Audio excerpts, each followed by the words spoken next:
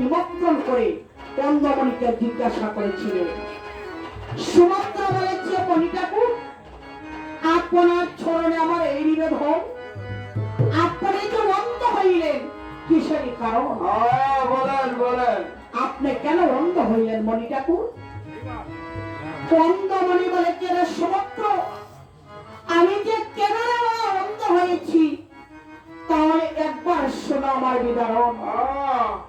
ওরে সুমাত্র, একদিন আমার বাড়িতে একজন অতিথি এসেছিলেন রে বাবা। আমার পিতা আমাকে বলেছিল, ওরে পুত্র, আমার বাড়িতে একজন অতিথি এসেছে রে পুত্র, তাকে তুমি ভক্তি করে বাড়িতে অতিথি আসলে বাবা তাকে ভক্তি করতে হয়, নতুবা বাবারই অমঙ্গল হয়ে যায়। আমার পিতার কথা শুনে আমি অতীত ঠাকুরকে ভক্তি করতে গিয়েছিলাম। আমার অতীত ঠাকুরের চরণ দেখে আমার ঘৃণা হয়েছিল। আমি কেমন করে অতিথিকে ভক্তি করেছিলাম, আমার চক্ষুলিতে অতীত ঠাকুরকে আমি প্রণাম করেছিলাম। আমাকে অতীত ঠাকুর আশীর্বাদ দিয়েছিলেন, বাবানি আজ আমি তোমাকে আশীর্বাদ দিলাম রে বাবা। যেইভাবে তুমি আমাকে ভক্তি করেছ রে বাবা, সেইভাবে তোমাকে আমি আশীর্বাদ দিলাম বাবা। তুমি অন্ধ হয়ে থাকো বাবা, তুমি অন্ধ হয়ে।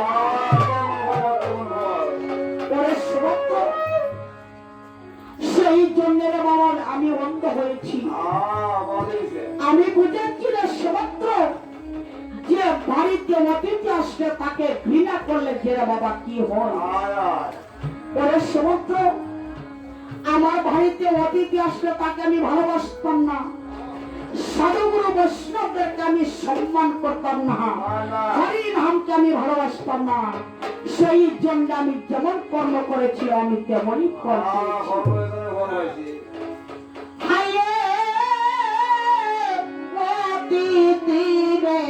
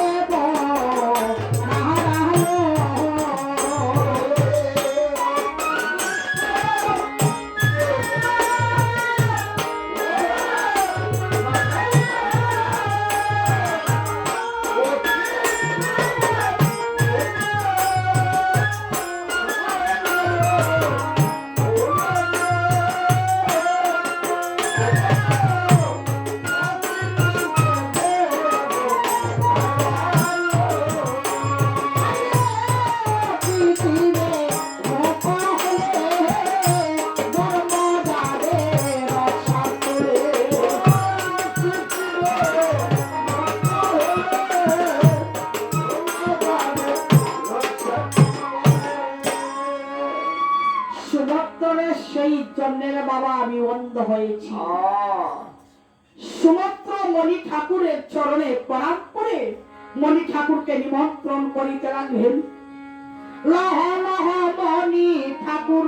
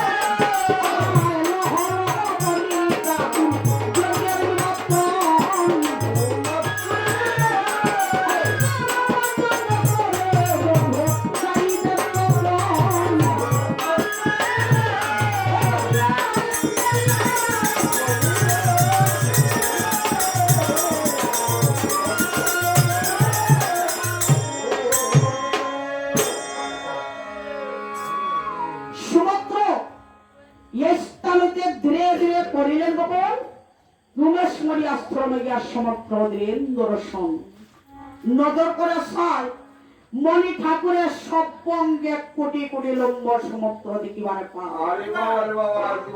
জিজ্ঞাসা করে কিনা সমুদ্র বলে কে মণি ঠাকুর? আপনার চরণে আমার এই নিবেদন, আপনাকে সবঙ্গে আমি কোটি কোটি লম্ব দেখিলাম মণি ঠাকুরকে সেরিকা বলেন বলেন। ওরে সমুদ্র, আমার যে সবঙ্গে লম্ব দেখেছ বাবা, সেই লম্বর মধ্যে হয়েছে বাবার আমার পরবায়ু। সুমাত্র বলে কে মণি ঠাকুর আপনারা তো সবঙ্গে লম্ব দেখেছি, আপনার বক্ষস্থলে কেন লম্ব নেই? ওরে সুমাত্র, 30 দিনে মাস হয়, 12 মাসে বৎসর হয়, 12 বৎসর একটি যুগ হয়, 13-36 বৎসরে শুধুমাত্র আমার একটি লম্ব বাবা পতন হয়। সুমাত্র বলে যে তাহলে মণি ঠাকুর আপনার সবঙ্গে আমি কোটি কোটি লম্ব দেখেছি, আমার মনে হয় চন্দ্র সূর্য পৃথিবী থাকিতে আপনার মৃত্যু হবে না। সুমাত্র পত্র কানা হস্তে দিয়ে মণি ঠাকুরকে নিমন্ত্রণ করিতে লাগলেন। লহ লহ মণি ঠাকুর